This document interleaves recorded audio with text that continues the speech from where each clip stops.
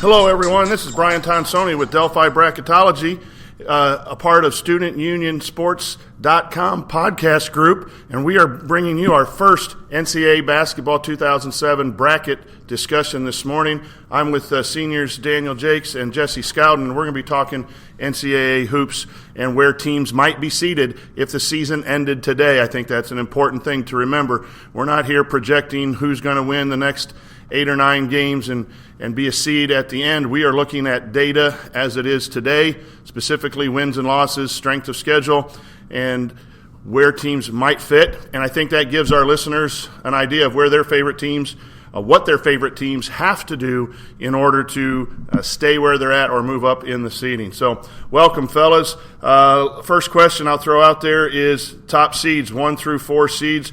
Let's look at the top seed line. I think we have maybe 6 or 7 teams that might be number 1 seeds. What do you think, Daniel? I definitely think that there could be at least 6 teams that are considered to be number 1 ranked teams. Gonzaga is undefeated, but I really don't like their strength of schedule. Their overall strength of schedule is 56, while their non-conference is 41. Even though their conference drags them down, they didn't have a very good strength of schedule to begin with, as in Louisville, who has the second strength schedule overall and 11th in non-conference. So I definitely think that there are some teams pushing that 1 seed line, but as of right now, this is kind of where we have them. Jesse, as we look at it, we have 2 teams from the Big 12, Kansas and Baylor, sitting in number 1 seeds in our current seed list. Do you think that'll maintain? Do you think those teams have a chance to stay on the 1 seed, or is there just going to be 1 team from the Big 12? And then is there a team that's either a 2 or 3 seed on our list that you think might jump up and grab a number 1 seed? Yeah, I think only one of the Kansas and Baylor will make the 1 seed line, and obviously the winner will probably make that. And I have Florida, I possibly think could make the 1 seed line if they obviously beat Kentucky. If you look at it, Florida's strength of schedule is 3, and they're 4-3 versus the top 50, which that could give them problems. But if they continue to win in the SEC, I feel like they'd be the best chance to make the 1 seed. Jesse brings up a good point about wins. When we look at top wins, we're looking at number of wins right now. And one of the things I think our group might need to consider is comparing teams side by side and just looking at the quality of those wins inside the top 50, because it's kind of tight. 1 through 4 seeds are somewhat comfortable right now. Yeah, and it is somewhat tight. It is who you beat, and if you beat a team in the 2 teams in the top 20, and another team has beaten 2 teams 40 through 50, I think there is a difference, and that's something where we might look to do that kind of analysis this year a little deeper than just the numbers. But he brings up Florida with 4 top 50 wins. When you're looking at our top 16 to 20 seeds, they all have 3 or 4 top 50 wins based on the RPI, which is what the NCAA uses for right now. They're considering using some different sources. So you want your teams to win top 50, and you want them to win on the road is a double bonus if you can. Daniel, you had something you were going to add? I was just going to add to Florida. I think one thing that we got to remember with them is that they started off playing on neutral sites this year. I mean, they're playing that RPI game again like Oregon did last year, and really the Pac-12 in general. They played the RPI game very well last year. I think that's something that we got to remember, because we got those teams right looking at the RPI because they had so many wins against top 50 teams. And so I think that's one thing that we got to really put into our minds with Florida, is that they had those so many neutral court site games to begin the season, that it really adds to those wins as well. And for our listeners who might be listening for the first time, the RPI game is your scheduling. Do you schedule teams that'll help your RPI computer ranking? And last year, the Pac-12 did that. And then when we got to conference play, the Pac-12 was playing top teams every game, and so a win was being added to the total of top wins. And that's called playing the RPI game. And I'm not sure, guys, why more conferences don't do that and try to game the system. I think we had 7 Pac-12 teams in last year, and that might have been 1 or 2 too many.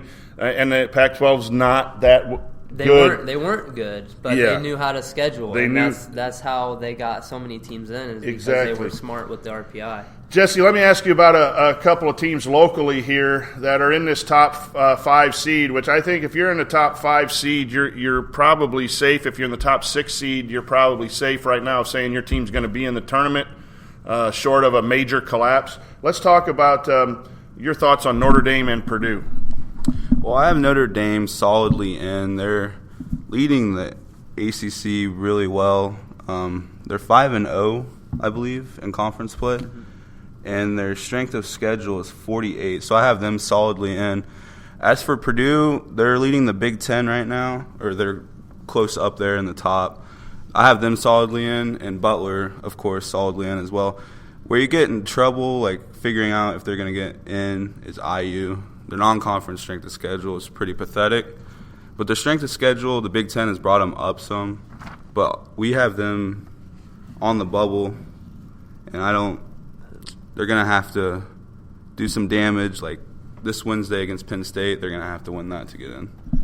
Yeah, I think it is, it's interesting and it's really way too early still to compare these teams because there's a lot of conference games to play. There's a lot of top games to play. But I think you're spot on with Indiana, another one of our local teams. They're going to, Wednesday night's game's huge against Penn State, but they're going to have to put some wins together. Michigan State's in the same boat. I think when you look at these conferences, you'll see the top tier 1 or 2 teams in most conferences setting themselves apart. The North Carolina, Florida State, Duke struggled a little bit, but Duke's up there in the ACC. And then you have and Notre Dame. Those 4 in the ACC. And then you have a bunch in the middle that are beating up on each other. The Big Ten is that way right now. Who's going to get in? Northwestern, Minnesota. You look at those things and you wonder. But I think, Butler's playing really well. They got a nice win yesterday at home, Marquette, after they were down. I think that's a team in the top 5. When you get to let's change it up here a little bit and go to what we call our in, but you still need to win range, 7 to 11. That's kind of the bubble in, if you are familiar with NCAA talk. But you're talking about in our seed line, you're talking seed lines basically 26 through 46. Those 20 teams that we have in, they need to still win, and it's a jumbled mess. I've been hearing other bracketologists, Andy Bottoms from assemblycall.com and bracketology.fm. He was talking on his podcast yesterday about it all being a jumbled mess inside conferences, and I think it's a jumbled mess inside the bracket right now. But we have a team like Northwestern who has 3 wins, but are they 3 quality wins? Clemson has 5 wins in the top 50 right now, but they've lost 3 of their last 4 games. So we have them at 7, but they probably in some brackets could be 8, 9, or 10s. Take a look at that list and talk about a couple teams that we've already talked about. Indiana sitting there at a 9 seed, but what kind of teams and why they're good or why it's difficult right now to rank them? We'll start with you, Daniel. I think sometimes it's difficult to rank a team because something like a Kansas State who has a solid RPI, they just don't have any wins against the top 50 team, and that's why they're not in our seed list right now. I know that you mentioned the top or the mid 20 teams, but Kansas State, I saw something on Twitter. They're a great team. They just don't have any wins to prove it. And I mean, they're in a really tough Big 12 schedule.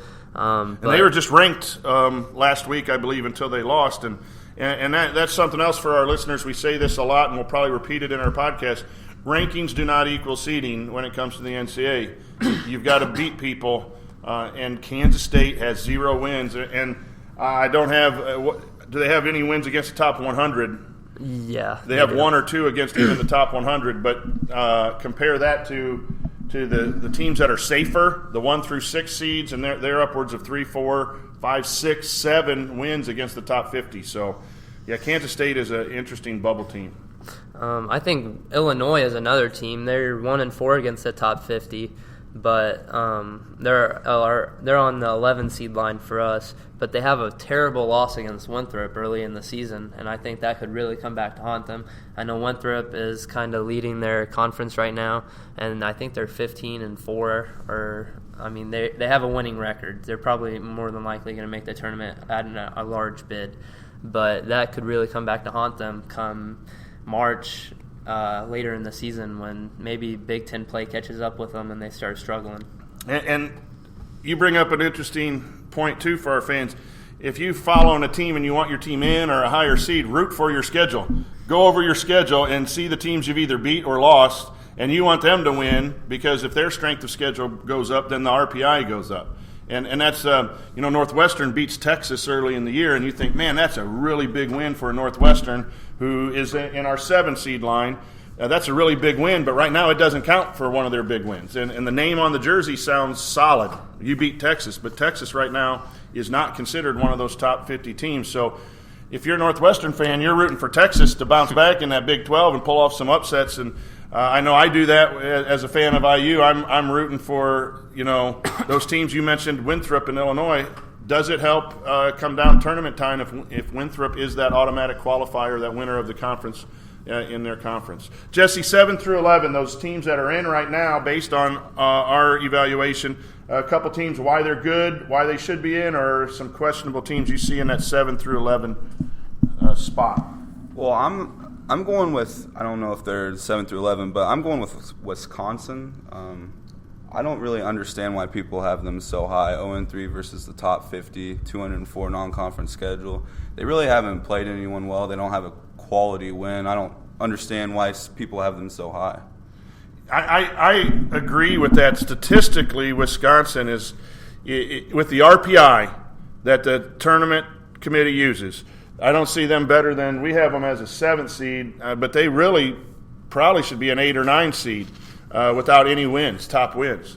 They have some nice wins when you look at it, but those teams are the type of team like a Texas that has kind of been known in the past, but is not playing well right now.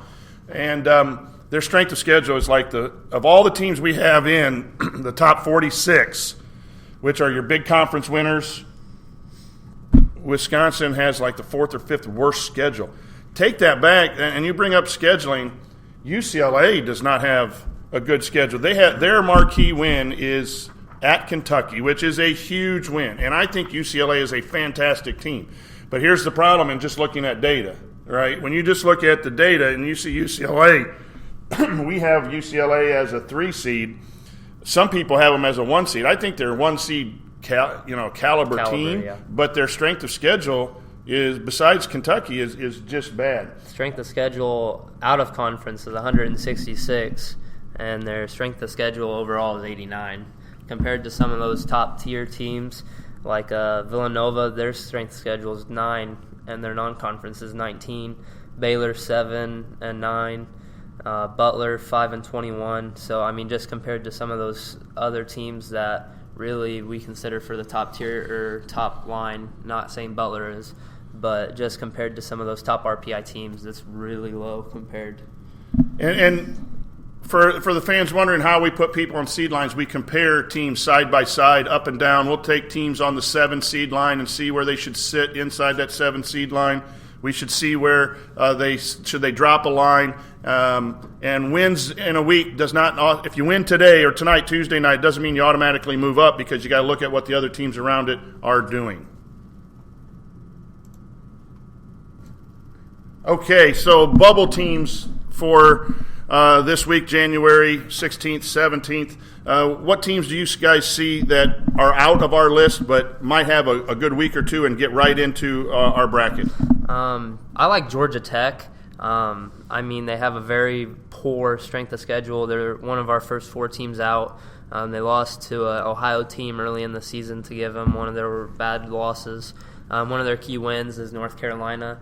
They ended up laying an egg against Duke, but they have 4 straight games coming up that could really boost their RPI. I think one of them's Clemson, one of them's North Carolina State, another couple of those bubble teams that we will discuss later in the season. But North Carolina State, another one. They just haven't beat anybody. They don't have any bad losses, but they're 0-3 against top 50, and then 0-4 when you put the top 100 teams in. So I just think those are a couple of the teams that we could watch for bubble to make a move. Jesse? I think you'll have to watch a Marquette. They're 2-3 in the Big East.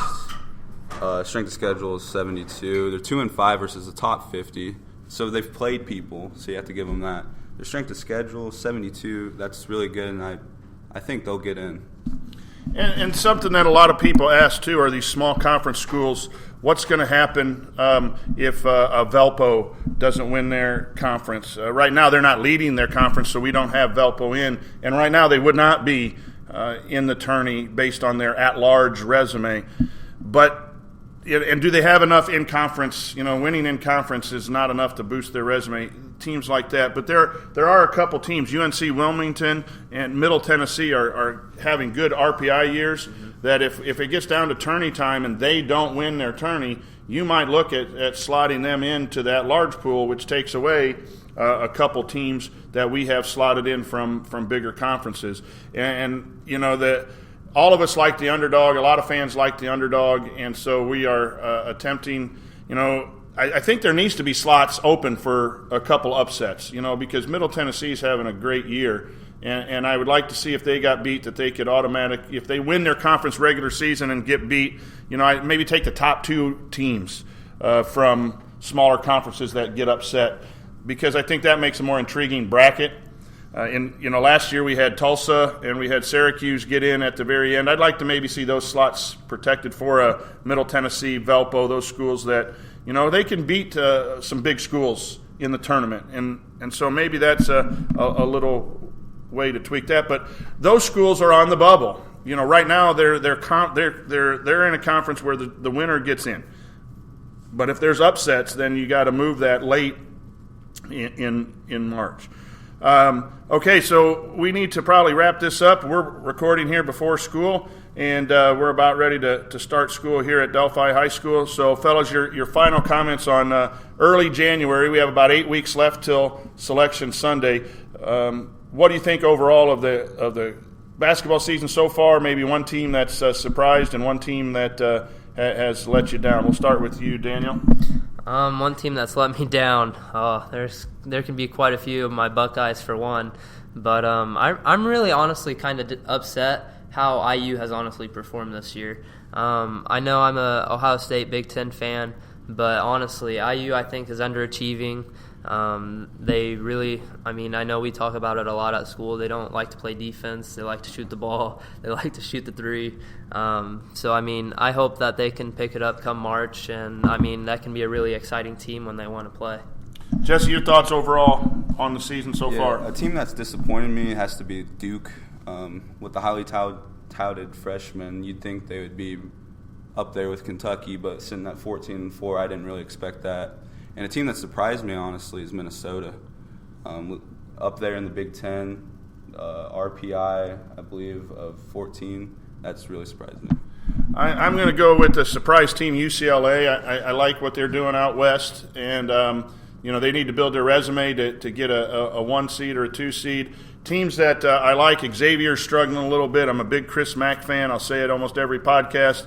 They've had a rough stretch here with some top teams.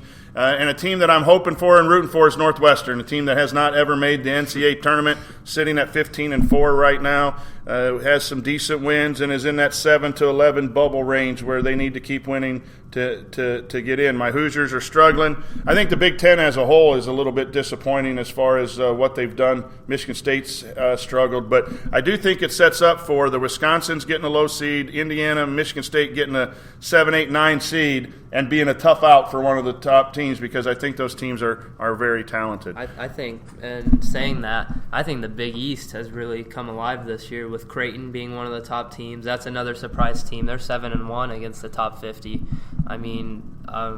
Villanova, we knew they were going to be good again. They crushed Seton Hall last night. Xavier, like you said, I think the Big East, for what the Big Ten is lacking, they're picking up, and I think they know. I think the Big East knows how to play some ball. And we will talk more specifically entire conferences as the podcast season goes on. We'll try to have a new podcast out every week. For Jesse Scowden and Daniel Jakes, my name is Brian Tonsoni, and this has been a Delphi Bracketology production along with StudentUnionSports.com podcast group. Until next week, happy hoops.